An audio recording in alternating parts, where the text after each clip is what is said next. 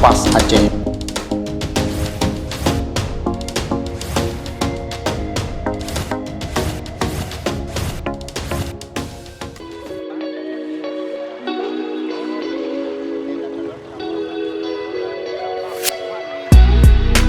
Sedaram Tua, Ketua Majelis Pimpinan Wilayah MPW PAS Aceh Kota Lok Semawe, Dr. Tengku Yuspriyadi MA, Geken Ban Bandung Penguruh MPW ngon MPC Kota Lok Semawe siap gedukung partai PAS Acehnya.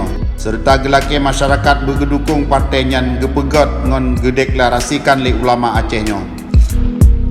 Dalam rapat konsolidasi di Cunda Kota Lok Semawe, MPP, MPW serta MPC PAS Aceh, Ban Bandung pengurus mendeklarasikan dukungan ke PAS Aceh.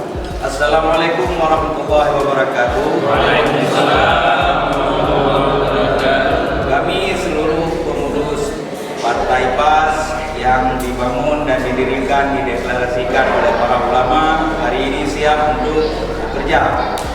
Kami dari pengurus Partai PAS, MPW dan MPC Kota Lok Semawe siap untuk memenangkan dalam pesta politik di tahun 2024. PAS Aceh insyaallah jaya. PAS insyaallah jaya. PAS insyaallah jaya.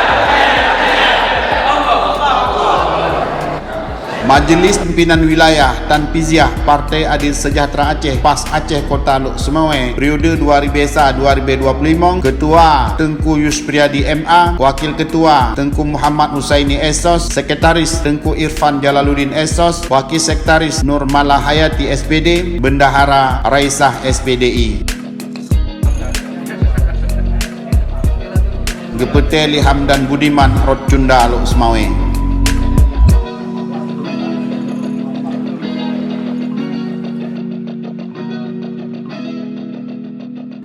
Para pendukung Partai PAS Aceh, subscribe channel kami.